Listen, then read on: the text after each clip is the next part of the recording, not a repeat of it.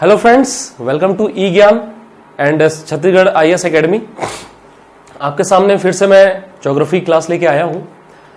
हमने कल पढ़ा था कि कैसे एक वृहत महाद्वीप पेंजिया संवहनिक ऊर्जा तरंगों के माध्यम से, अंतर्जात बल के माध्यम से वह अपसारी गति के फलस्वरूप विखंडित हो जाती है एवं आज जो वर्तमान स्वरूप हम विश्व का देखते हैं, उत्तरी अमेरिकी प्लेट, प्रशांत महासागरीय प्लेट और दक्षिणी अमेरिकी plate, African plates, Eurasia plate, भारतीय उपमहाद्वीप प्लेट, ये सब हम देखते हैं। इसके विखंडन का मुख्य कारण है संवहनिक ऊर्जा तरंगे।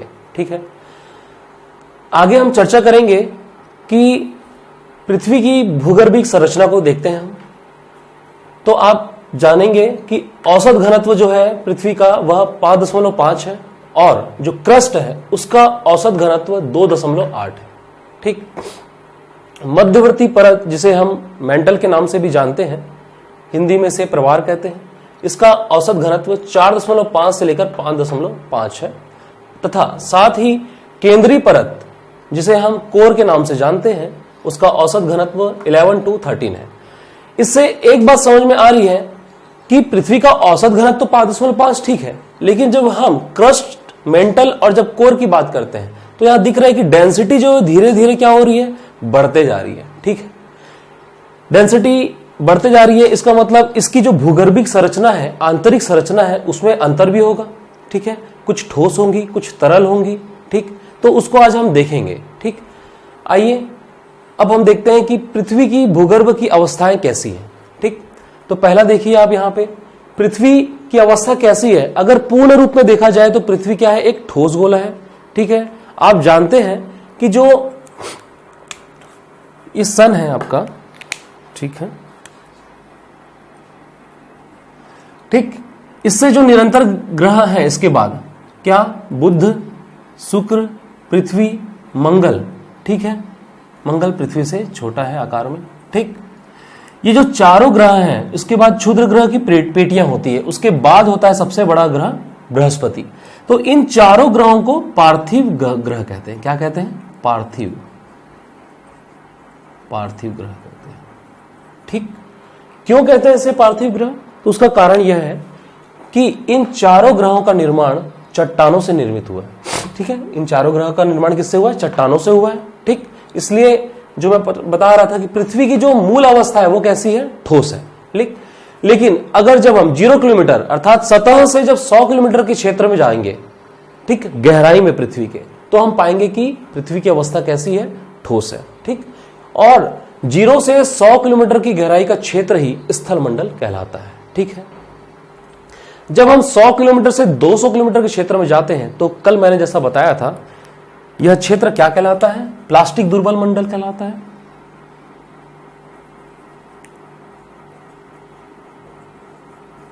क्या कहलाता है? प्लास्टिक दुर्बल मंडल। ठीक है, यह लगभग पिघली हुई अवस्था होती है। इसमें जो चट्टाने हैं बहुधात्विक, जिसमें बहुत सारे धातु पाए जाते हैं, ऐसी चट्टाने लगभग तरल अवस्था में पाई जाती है। परंतु इसके बाद 200 किलोमीटर से 2900 किलोमीटर पुनः देखें तो जो मेंटल का क्षेत्र है वो क्या होता है? ठोस होता है। ठीक, उसके बाद पुनः देखिए 2900 किलोमीटर से 5150 किलोमीटर।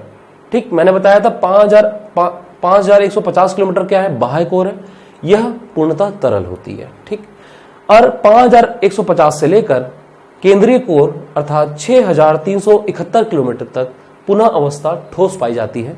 वैज्ञानिकों का मानना है कि इस क्षेत्र में निकिल व आयरन जैसे तत्व मौजूद है। ठीक, तो ठोस के कोर के ठोस होने का कारण क्या है? तो वैज्ञानिकों का मानना है कि जो यहां पर उपस्थित तत्व है उनका मेल्टिंग पॉइंट इतना अधिक हो जाता है कि वहां पर उपस्थित ताप पर भी वह नहीं पिघल पाते, इसलिए यह अवस्था ठोस पाई गई है। ठीक, जस्ट इसके विपरीत ऊपर क्या है?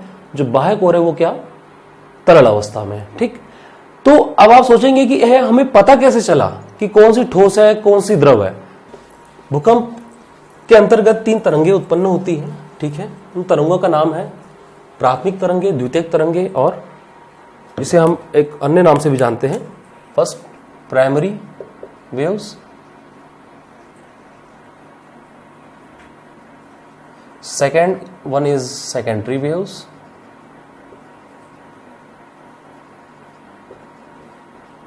And third one is longitudinal waves, अनुदैर्घ्य तरंगे।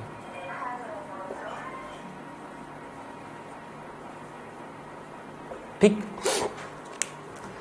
इन तीनों तरंगों की एक विशेषता होती है कि यह घनत्व के साथ जैसे जैसे जिस माध्यम में घनत्व बढ़ते जाएगा, ठीक है, वैसे वैसे ये तरंगे उस अनुसार अपना गुण प्रदर्शित करती हैं। ठीक, तो इन तरंगों को पृथ्वी की सतह पे भेजा गया और पता चला कि प्राइमरी तरंग थी वो तो एक अंतिम स्तर तक गई, परंतु सेकेंडरी तरंग थी उसकी वेलोसिटी इस क्षेत्र में कम होती गई, उसके बाद यहां पर बिल्कुल लुप्त सी हो गई।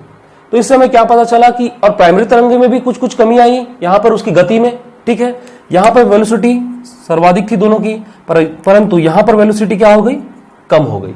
ठीक, पुनः वेलोसिटी यहां पर जब गुजरी 200 से 2900 किलोमीटर के क्षेत्र में, तो यह पुनः बढ़ गई एवं 2900 से 5150 किलोमीटर के क्षेत्र में पुनः इसकी वेलोसिटी कम हो गई। ठीक, और इसकी वेलोसिटी इसकी मात्रा में और अधिक कम हो गई। ठीक, तो इससे पता चला कि ये पूर्णतः तरल क्षेत्र है, जबकि ये क्या है, अर्ध पिघली हुई अवस्था है। ठीक, उसके बाद पुनः इसकी वेलोसिटी में बढ़ोतरी हुई। ठीक, तो इससे हमें पता चला कि जो पृथ्वी की आंतरिक संरचना है उसमें कौन सी परत ठोस है और कौन सी परत तरल है। ठीक, आइए भूकंप की संरचना को हम अच्छे से पढ़ेंगे डिटेल में आगे आने वाली क्लासों में। अभी हमें पृथ्वी से संबंधित आंतरिक संरचना का अध्ययन करना है। तो ये सब आपको समझ में आया कि स्तन मंडल और जो प्लास्टिक दुर्बल मंडल है उसको एस्थेनोस्फीयर कहते हैं। ठीक है,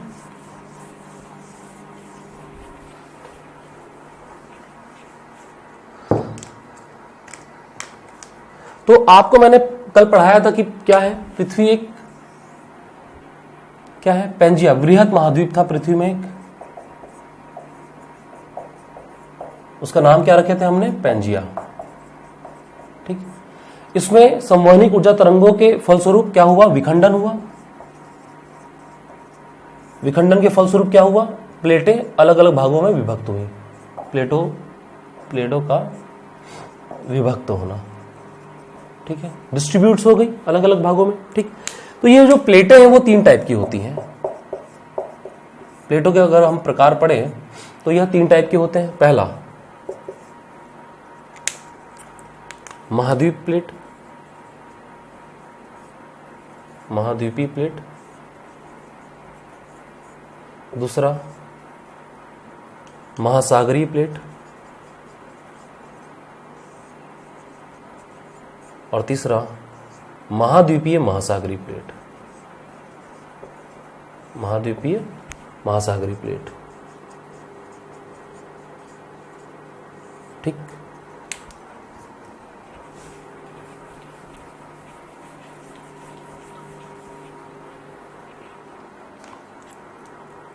ये देखिए महाद्वीपीय प्लेट का उदाहरण देखिए आप।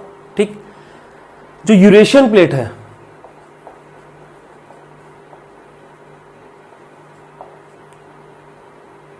यूरेशियन प्लेट, ठीक है, यह महाद्वीपीय प्लेट का उदाहरण है।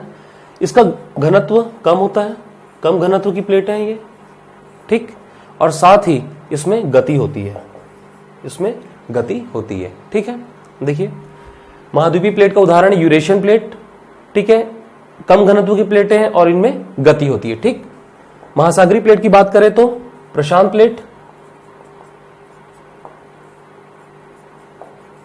प्रशांत प्लेट। ठीक, और सर्वाधिक घनत्व की प्लेटें होती है, ये प्लेट सर्वाधिक घनत्व की होती है।